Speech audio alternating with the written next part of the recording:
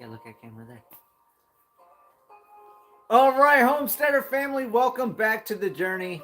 Max saw me get the tripod. He hopped up here. He wanted to get his little few moments of fame while I was getting the video started. So I hope everybody's had a great week. I hope everybody had a good Thanksgiving last week, and everything's going well. I know we have some bad weather coming up. Tomorrow, we've got some good weather here in Arkansas. We're going to be about 69 tomorrow. We were about 65 degrees today. And then the day after tomorrow, it's going to get cold for a couple days. And then we're going to have several days of rain, potential thunderstorms. The east side of Arkansas, Louisiana, Tennessee, all of them are going to be getting tornadoes possibly. So there's some bad weather coming up. Oh, I'm glad it was great there for you, Light Hills Energy Progresses. And so winter's around the bend. Cold weather is going to be starting in again. Luckily, I don't have a fire going. You can see right there, the stove is totally shut down. No fire going on here. It's decent in here. Got long sleeves, but I got the sleeves pulled up. Went to town today. Did some errands running around. Had to pick up some mail. Had to get a receipt book because I have the family that's going to be purchasing the land from me. So I need a receipt book so I can keep tally on that. And just all different things happening. Not too much though. We did have several days of rain. So I haven't done too much. And then tomorrow I'm going to be stuck here all day waiting for an appliance repair person. For those of you that follow the Silly Squirrel Snowballs, the deep freezer I bought for the ice ended up having electrical issues, brand new electrical issues. And so they warranted it, but they said we have no idea with the supply crisis on when you're going to get it. Well, that was back in June, and now we're getting ready to go into December, and they're saying they're going to be here tomorrow. Tomorrow, they finally got the part in. So it's not going to take long. Good evening, Michael. How are you doing tonight? And so hopefully get the freezer fixed. That way it's all the lights inside. So hopefully I'll have a freezer that's not dark. However, I have lights in the room, so when I open it up, I can still see inside. That's good to hear, Michael. But it will be nice to actually have lights inside the deep freezer for possibly in the future if I use it for something different after I close down the business for good when I get moved over to the homestead. It depends if I even have the freezer at that point or if I sell it, so on and so forth. Because I'm not sure exactly what I'm going to be doing over at the homestead. And I'm not sure I really need a 7-foot long deep freezer. But then again, that would give me plenty of room for butchering hogs, butchering cows, and stuff like that to be able to homestead. And that leads me into the topic, now that we've covered that little bit. And I'm going to be decorating outside a little bit tomorrow. So that will be tomorrow, or that will be my next video. I'll show you guys the decorations. Wasn't planning on decorating, but I started thinking there's a lot of people having a hard time. I'm in the poorest county here in Arkansas, and not many people have lights going on right now. Last year I saw people in November with lights on. This November I haven't seen anybody except one up in Western Grove. So I figured, it's only going to cost me, $10, $15, $20 extra per month in electric bill. But I think I'm going to decorate some lights outside so at least people driving down the highway, that bring them a little bit more holiday cheer, put a smile on their face, let them enjoy life a little bit, stop worrying so much about stresses and stuff like that. And like I said, back into the homesteading thing. So the reason why, let me move this tripod around. The reason why I say homesteading is near impossible is for the simple fact that it's true. I have my friend from Colorado that's going to be moving out here. And we were talking on the phone the other day, and we were discussing on how can you get a bunch of people back to homesteading the way it used to be. And that's puzzling me because there's a lot of homesteading channels out there. There's a lot of people saying it's possible. And in my mind, it's near impossible. And the reason I say that is because we've advanced so far with technology that it's always harder to go back than it is to go forward. So if we go back and look, and this goes to the point of comments I've had, I shouldn't be showing all my stuff, da da da, because people get jealous and all that. But people wouldn't want to live the lifestyle I'm living and the sacrifice. Hey, stop. You leave Mickey alone. He's messing with Minnie Mouse. That's fine. And the thing is, most people don't want to make the sacrifices. When I became homeless back in 2011 and I was in the hobo tarp tent, that was a whole nother lifestyle nobody else is willing to go and live. I was bringing in about $140 a month, and that's what I was living on, $140 a month. Actually, I think it was 125, because that was 10% VA. I think back then was 125, 123, something like that. So it's not a lot of money to live on. I had my phone, and everything else went into food, and a little bit of money went aside that stacked up until I could get building supplies, and then slowly build the house I built and move on from there. Same thing with now. With all my animals, nobody wants to pay $2,400 a month to animal feed because they look at it, they could put $2,400 into going to the beach, going out to the movies, going out to dinner, going for a cruise, doing different things. And that's where homesteading is near impossible nowadays because we want the luxuries, we want the comforts. If we go back and we look in time, they did not have luxuries, they did not have comfort. They didn't have insulation, just like this building doesn't have insulation. They didn't have radios, they didn't have TVs, they didn't have movie theaters, they didn't have restaurants. When they homesteaded, that's what it was, living a very, very hard life. And everybody nowadays tries to make homesteading look like it's such a great life. It is a great life in a way, and it's not a great life in a way. And that's where a lot of channels that I've watched personally, they show rainbows and butterflies and unicorns, everything's so great, but they don't talk about the difficulties. They don't talk about animal loss. Just like I lost Monkey here several months ago, the new family, they just lost one of their dogs, and they're getting ready to get into homesteading. And I said, the one downside about homesteading you got to think about is, I know it was rough losing the dog, but you got to be in the realization that when you homestead and you get livestock, you get animals, you have a higher degradation of life.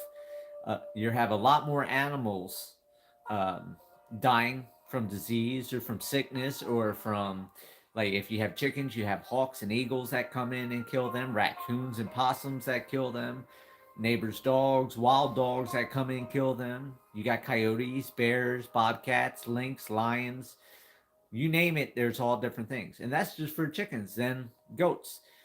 Look at 2016, back when I started this channel and I got my first goats and had that mountain lion almost kill me and kill my goat. Um, that was something I wasn't prepared for.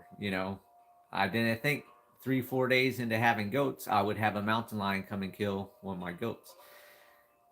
But that's what you have to realize. To go back to living the home style life is giving up your luxuries, your comforts, etc. Unless you want to do the new term of camping, which is glamping. So you spend a lot more money to go camping to have your luxuries. And in that mindset, all these channels don't talk about that either.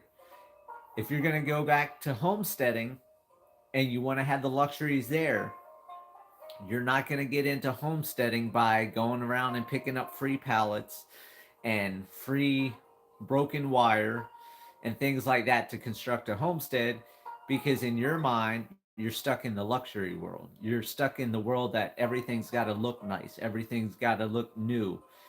That's what I have an issue with. I don't go get old fencing, I buy new fencing. Um, in my mind, it's a lot easier. In my mind, it's less time. However, you got to go back and forth and weigh everything, because the money you spend is time you put out to earn that money, to get that money, to spend it. So, what is your time worth? Is it worth more than that money? Or, going to get free pallets? Everybody got it on the whole pallet wagon. And people spend a lot of money doing the homesteading with the pallets because they're spending gas to go dry these pallets that aren't compressed down like a bunch of 2x4s that are brand new. They have gaps, so you can only carry so many pallets, and you need a lot of pallets to do what you're doing. So you're spending that gas money, that wear and tear, your time driving back and forth picking them up. Then you're spending the time on saw blades, hammers, wedges, and things like that to break the pallets up. Then you have to buy screws or buy nails and put it back together how you want it, when you could have just had a saw blade and the screws and cut brand new 2x4s and already been done, and you're not going back and forth and making all these trips.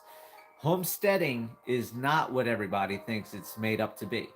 Um, when you have a lot of animals like I do, you're not going out traveling. I just had somebody tonight offer me to go out to the East Coast.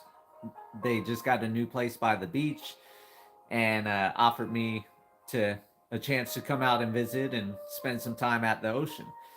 Well, when you have all these animals, you can't just up and go somewhere. You can't just say, hey, I'm going to Italy for a weekend, or I'm going on a 3-week cruise, or I'm going to a town that's 12 hours away, because that 12 hours it takes you to get there and 12 hours back, that's one day.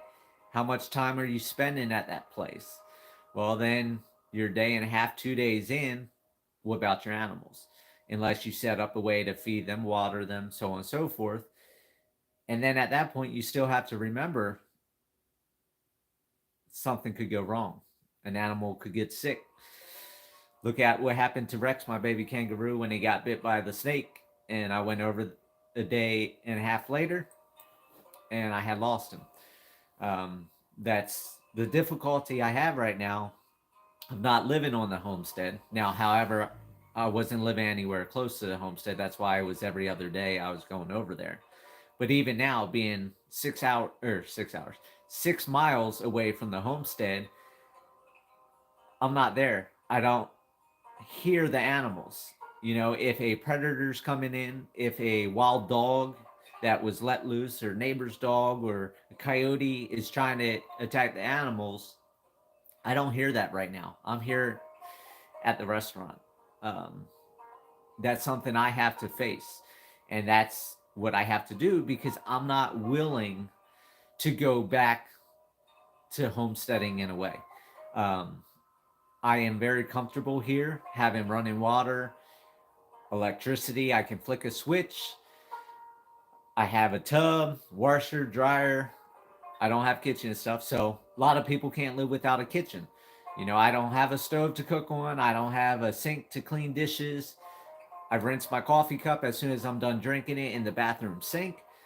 A lot of people can't live that way. Dripping faucets, that's all part of homesteading.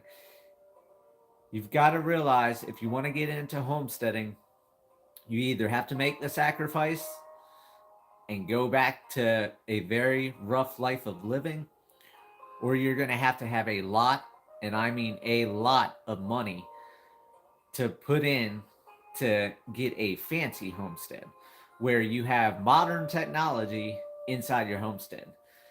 Just like for my homestead, 60 some $1,000 to get electric brought out.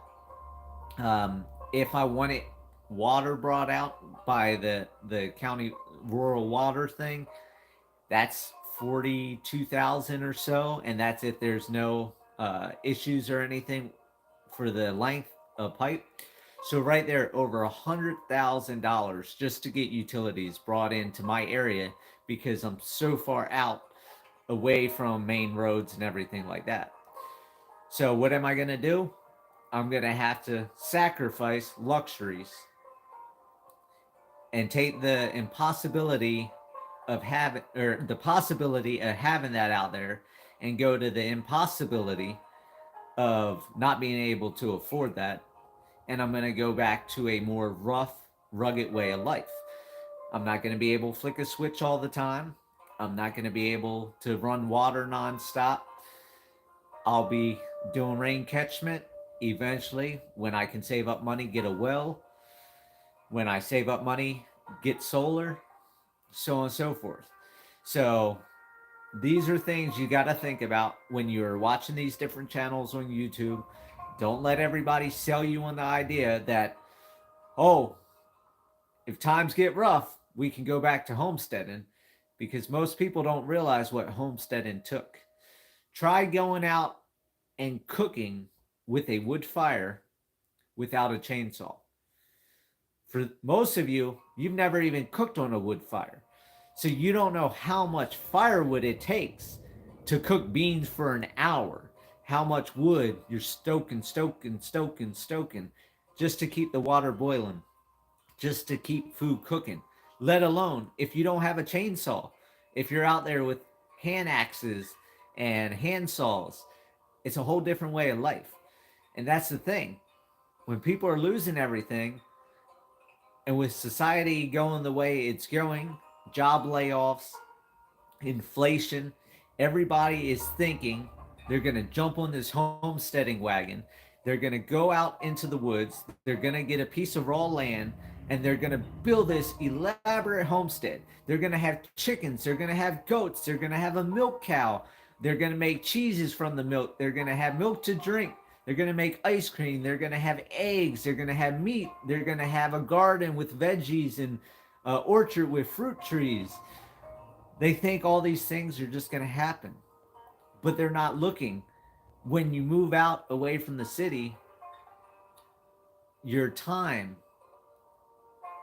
dissolves. You're no longer 2 seconds from the nearest store. You're an hour away from the nearest store. Gas, diesel to drive back and forth. That takes more money. How many trips do you take when you do a repair in your own house, if you make a repair in your own house? If you want a homestead, you better learn to use Google. You better learn to use YouTube.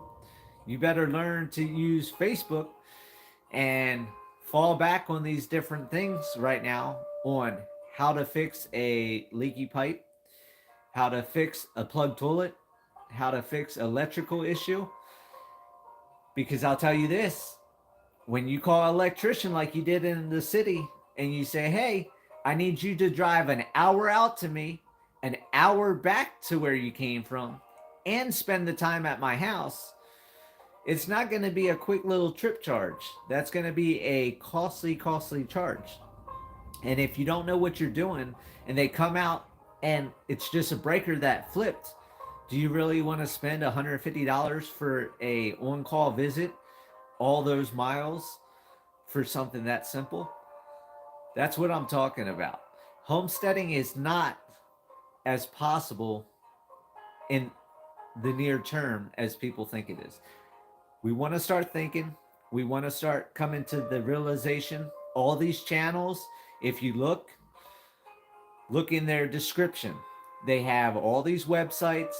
They have all these different sponsors. They have all these different products they're trying to sell. In their video, they're always talking about, hey, this is so-and-so, and this is sponsored by what, and this is what you need to buy, or, you know, I use this cable, so on and so forth, to make that money. When they're making that money is what they're using to homestead. So the homesteads you see using big equipment all the time. I'm not saying like with me when I rent equipment once every few years, and that's renting. I don't own it. You know, I don't own bulldozers, own tractors, own excavators. side-by-sides. For those of you that have been asking, I sold my side-by-side, I think a year and a half ago, because I know I've had people asking where my side-by-side went. I had payments for the next 5 years on that side-by-side, and somebody saw it. They wanted to buy it. They bought it for what I had left on the note and 2,500 cash in hand. And I looked at that as that was a great thing to happen. That got me out of debt on the side-by-side, gave me a little bit of money to put on my credit cards. And that's what I've talked about in my other videos on, we don't, me included, don't talk about all the bad in homesteading. Like I just talked about on the last, I think, Sunday, Monday vlog or the fireside chat, I'm not sure which one, on, I'm in credit card debt. I'm going through a debt consolidation. Right now, animal fee got dropped at the homestead. I don't have enough credit line on my credit card right now to pay my feed bill for the animals. What am I going to do? Well, when I get my money on the 1st and when I get my money on the 6th from Colorado from that, and then when I get money from the family that's buying my land here, those payments go onto the credit card. As soon as I have enough open credit line, then I go ahead and pay my bills. Now, yes, I'm paying interest, which is not good. But what can you do when you want to live this lifestyle and you don't want to lose the lifestyle that you're living? Then that's what happens. I'm here. I have electric bill. I have water bill. I have internet bill. I have all these bills here to be in society. If I didn't live here and I went and lived in a hobo tarp tent or moved back into the shed on the homestead and went back to homesteading, I wouldn't have all those bills. So that'd be $500-$600 a month that wouldn't be going out right now in those bills that I could be putting on credit cards. However, that means I would have to set up a rain catchment system. That's going to cost money for the cistern, money for the gutters, money for the filters, money for the hoses, money for the stands, everything involved. It all costs money. Now, once you have that money invested, then you're harvesting water and everything for free as it falls from the sky. But people don't look at the startup costs. Same thing with animals. Everybody wants a homestead because they can have free eggs, they can have free meat, free milk. What do animals cost? Animals cost a lot. What does feed cost? A whole lot. Like I said, I'm spending $2,400 a month in animal feed. My grain bill is $1,400. I've got to pay that next week when I had the money to be able to pay it. Luckily, I do good business with the feed store, so they give me up to 30 days to pay my bill at no extra cost. And so on the 1st or 2nd of every month, I make sure I keep enough credit line with my payments coming in that I can pay my bill.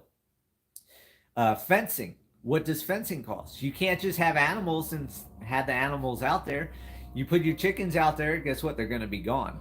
Look at my ex. She had the 111 chickens. There's not one chicken left on the homestead because we have a lot of bald eagles. We have a lot of golden eagles, and they weren't in pens. Well, the thing is, when you put animals in pens, they're confined. When they're confined into a pen, that's more work. That's more time. So my animals could be safer in a pen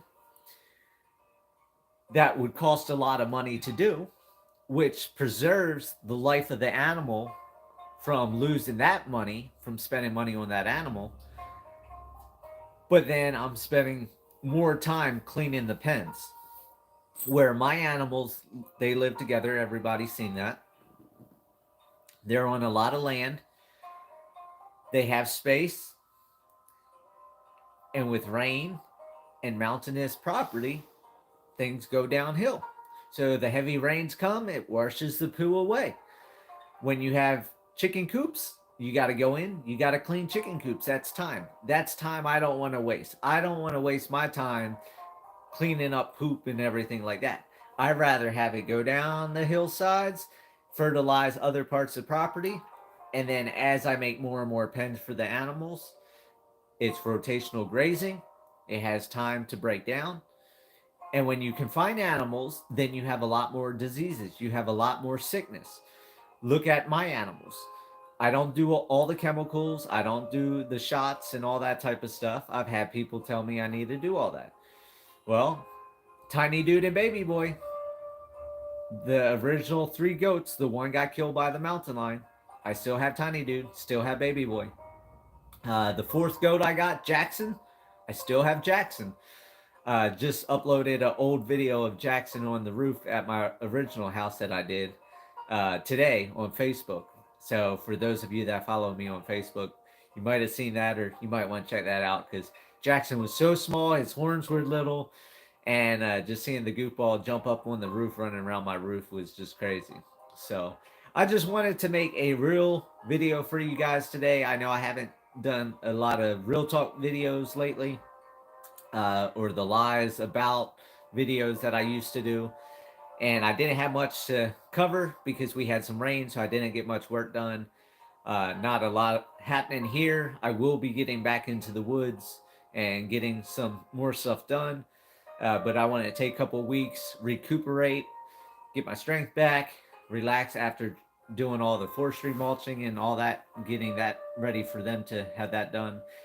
And I just want to talk to everybody because I'm seeing a lot of channels right now really pushing that you need to get out the city, get to the homestead, do this, do that. And I agree with almost all the channels. I agree. You should get out the city. You should get out of the towns. You should get out to the woods. You should get out to the mountains. You should get out to the fields. If you want to be like my neighbors from Colorado, move to Kansas. I don't know why anybody wants to live in Kansas, but they chose Kansas. He was happy till I drove through Kansas and sucked all the moisture with me like I did out of Colorado and brought it all here to Arkansas. But I mean, life is so much better, so much cleaner. And you have a lot of people nowadays pushing to get you back into the cities. And I will say the one great thing with the sickness that went through 2020 to now, that's still going on, that they're talking about. I'm not going to say it because we all know how YouTube is with that.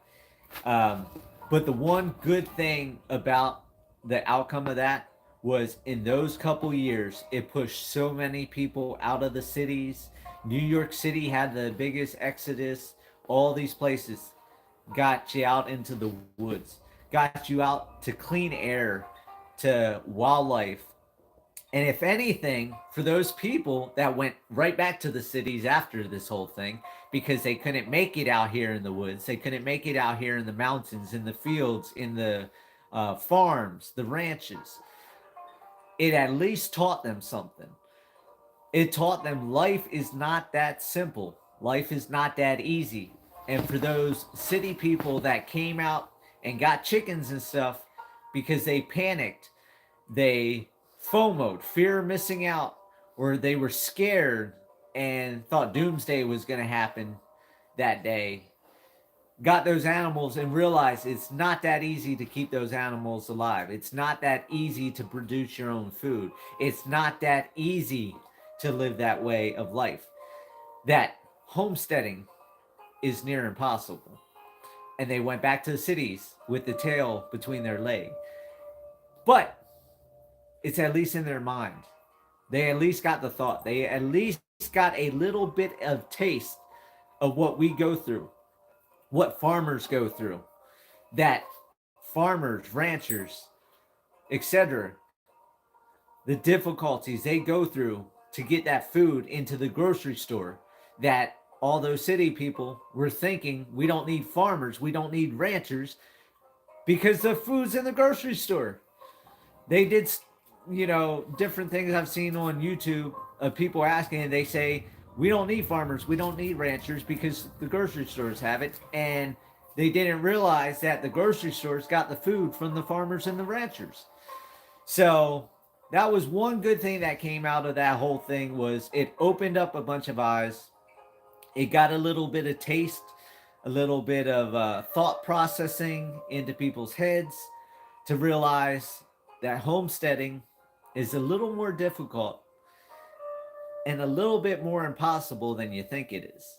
And for those of you that are going that way, going into the homestead, remember, it may be costly, it may be expensive, but it is a healthy lifestyle. You're moving all the time, you're working muscles that otherwise don't get worked sitting in a cubicle, at a desk, at a call center, um, at a grocery store, just sitting in a teller line. You have healthy air, you have the essence of life. You see nature, you see bugs, you see birds, you see water drops, you see spider webs, you see grass growing, you see brand new flowers sprouting. You touch the dirt. There's something about getting your hands dirty. There's something about doing landscaping. I had a landscaping business. And that's, I think, why I've gravitated after I lost everything into homesteading. Because landscaping gave me a feeling of meaning something. When I was done working on somebody's yard,